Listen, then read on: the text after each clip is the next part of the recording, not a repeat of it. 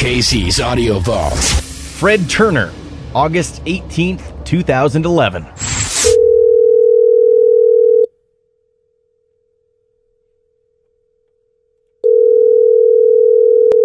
Hello. Hello, I'm looking for Mr. Fred Turner. Speaking. Hi, Fred. This is Casey Norman from Power 97. Hi, how are you? Good. How about you this afternoon? I'm good.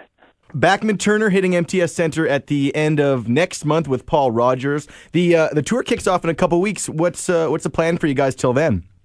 Well, we're pretty much just running through stuff and getting ready for this. This is probably going to be the first grueling run for us.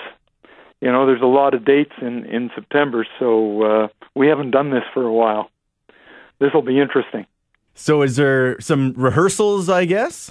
Yeah, we're actually, we've done a lot of shows together already, and it's basically we rehearse by ourselves, and then once we'll do a couple before we really get going. But right now, I'm just running through stuff that we do all the time, and just making sure that it's together and sing a little bit and stuff like that. You're still calling Winnipeg home? Oh yeah. I've been back here since '81. I thought I may have recognized the phone number as being local. Yeah. Yeah, I'm around here all the time. So does it feel like old times when you and Randy jump on stage with those dates you did last summer? Yeah, things. It's funny how it just pops right back, and it feels exactly the same. It's amazing. How far back do you guys go? Because looking into the history of both you guys in Winnipeg, you play in bands at a very young age. Do you remember meeting Randy Bachman? Oh, sure. We back late 50s. That's a long way back. We both play 50 years plus. We used to cross town.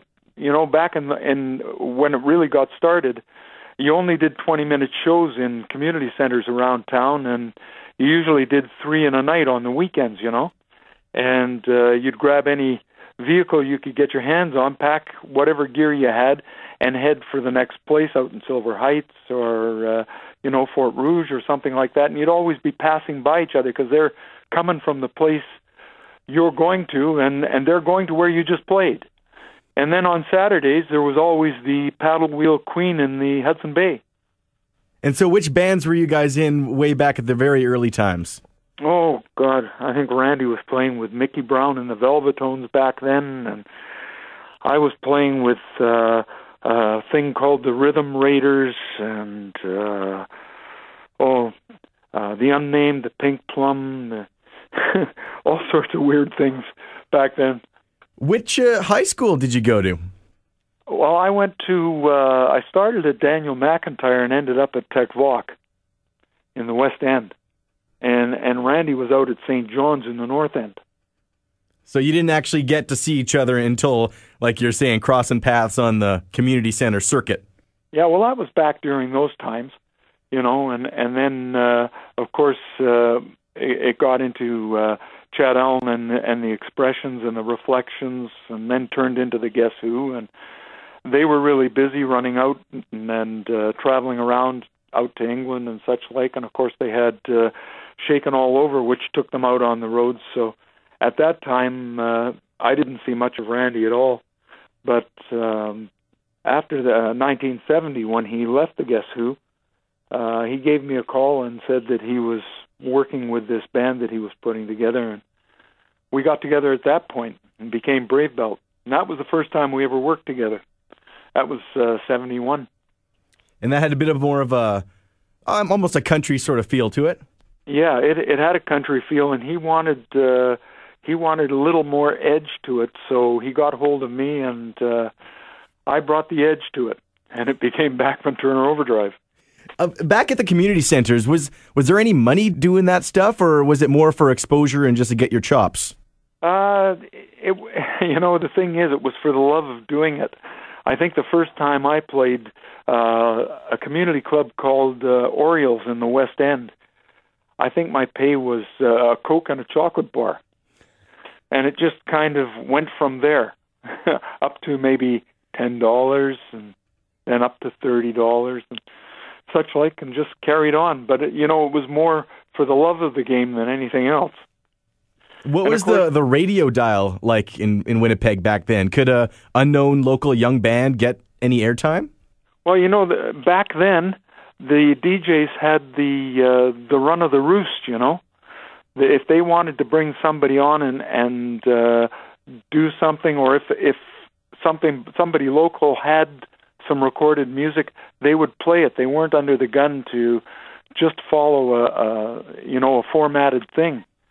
So they could, Cliff Gardner and Harry Taylor and a few of those guys, they'd jump right in.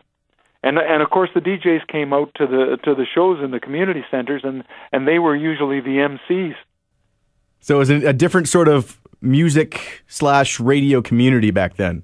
It really was. If you look back to the New York kind of thing with Alan Freed and that was pretty much the pattern for it. And it was set in all the cities kind of went that way. You guys did a warm-up show at the Pyramid last year. I was lucky to see it. Your voice has really held up. It was very, very impressive. I'm very fortunate. This last week we just went through 3 shows back to back in 3 nights, and I was a little worried about that, but it carried me through. So I have to say I'm quite impressed myself, because I just didn't know what was going to happen. Do you do anything to keep it healthy? Some people say like lemon tea or honey or something like that.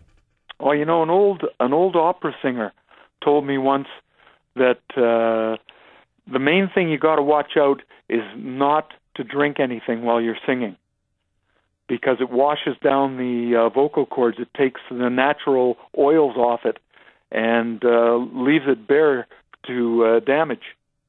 And so I've really stuck to that. And of course, one thing he did tell me at the time, he says, if you do have to drink something, he said, drink anisette. It's a very oily substance, liqueur, and it will coat the vocal cords. And keep you loose on stage, too. Well, if you drink too much of it. Well, you had stepped back from music for a few years. You were following another passion, cars, right? Yeah, I've always been kind of stuck on that. And I like to go out in the garage and just tinker around. And so when I retired in 2004, that's what I did until Randy showed up and said, people only retire when they don't like what they're doing. Why did you quit? And I didn't have an answer for him. So you still have a double garage with a couple of things on the go? Oh, yeah. My problem is I never get the things together. I'm always tearing them apart and rebuilding them, And of course, now that we've hit this, I've had to put everything on a shelf on the back burner, and I can't get to it. And of course, that bothers me a little bit. But there's more time ahead for that. And I bet you your wife is probably getting after you too.